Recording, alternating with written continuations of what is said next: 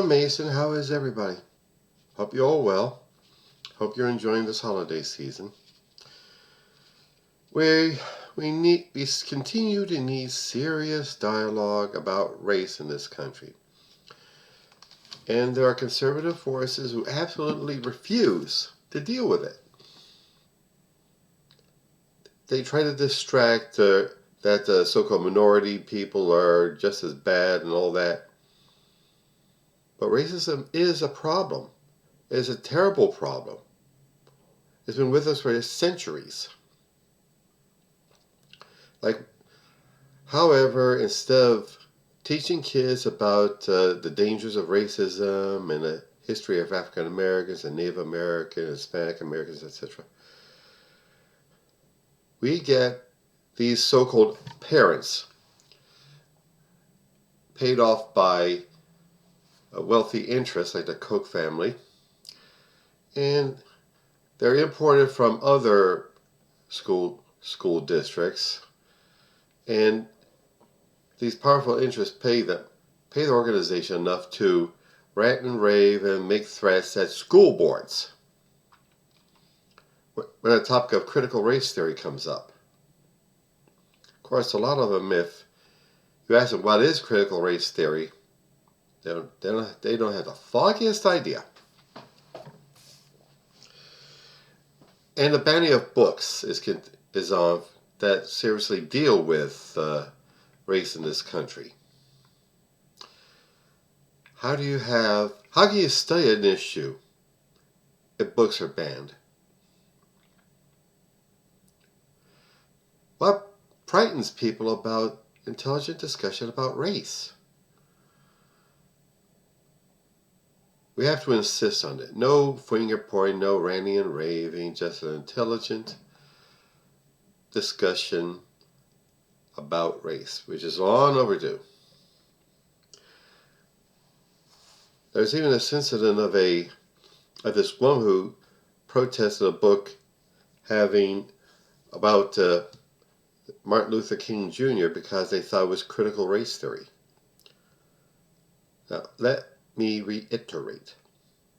Critical race theory is a discipline at graduate schools and law schools that discuss how race is a factor and racism is a factor permeating every aspect of our society, our courts, our police, our businesses, our employment, everything, and even our academia.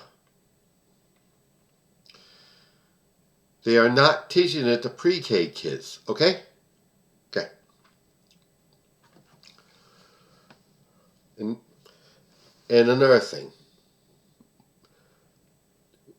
We have to consider the idea that all opinions are valid. Now, I'm open for free speech and free intelligent discussion of ideas, but there are super conservative forces out there who think that terrorizing school boards and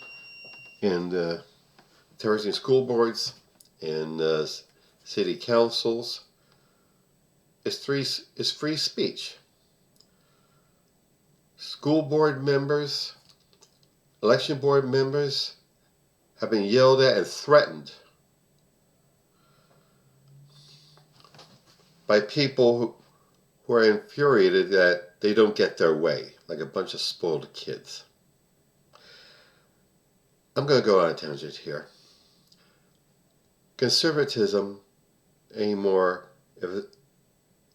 maybe it always has been, is nothing but the spoiled rich kid who wants to do whatever he wants to whoever he wants it to do it to, and he's oppressed because nobody will allow him to abuse his so-called inferiors. We have to challenge that.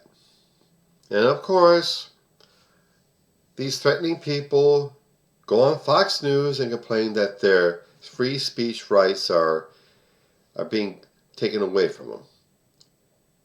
And it's and it's supposed to be seriously discussed in Congress. I mean, you hear like idiots like Jim Jordan talk about it. That's the fight we got on our hands, Americans. These conservatives and right wingers and neo-Nazis and neo-fascists are trying to use their free speech rights to suppress our free speech rights and our right to vote and our right to live in community with the mask wearing. See, to some people, wearing a mask is infuriating. It violates our rights. Excuse me, but if you hadn't got the news, there's still a pandemic on. And you talk to them about the pandemic, and they go off on their rant about I won't wear that mask as a sign of oppression, yada yada yada. That's what we're up against. Can you compromise with folks like that? Can you reason with them? Eventually, we all hope that they see the light and realize how stupid they were acting and turn from their ways.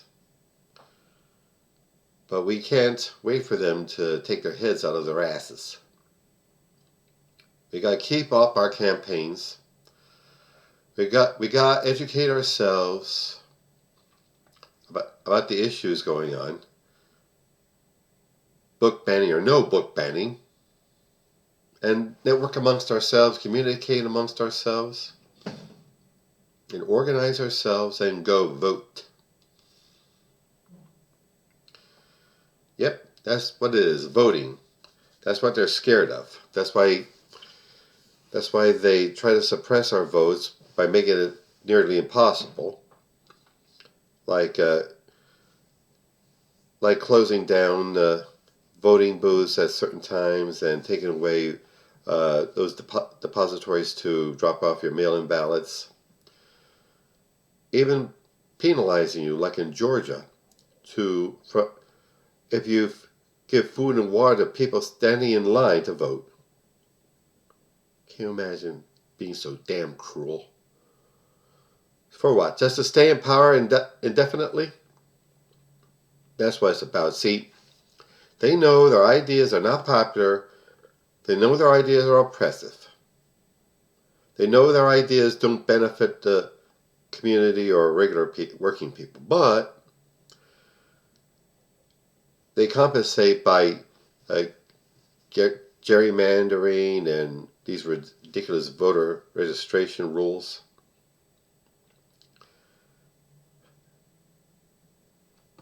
That's what we're up against. If we can't reason with them, fine. We'll do without them. Maybe, just maybe, they'll catch the hint. They'll wake up and see that they're wrong. Well, that's it for now. Now advertisements. I am now willing to talk up one of my favorite small businesses, Hemperific. It's on 15th and Snyder in South Philadelphia. And they have some of the finest CBD products like candies and flour and oils and beverages and teas and coffee. Yep. CBD infused coffee, that's the thing. And dog treats. Look them up, please. HemperificLLC.com. And I am going to talk up Michelle Snow, my beloved career coach. She'll guide you in how you're getting along with your small business or professional career. Let you know what you're doing right.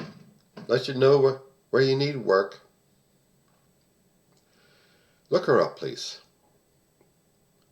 And she'll also help you network with other small entrepreneurs. Please look her up. GrowWithSnow.com.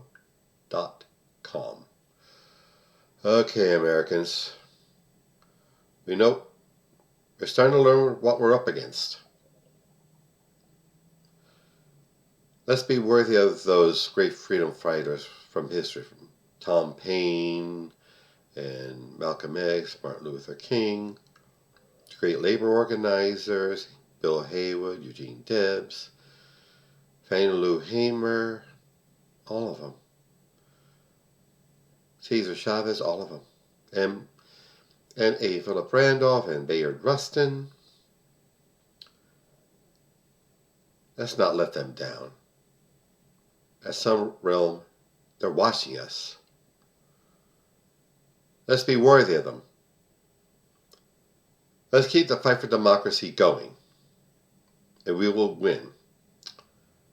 Thank you all. Please enjoy your holidays. Bye.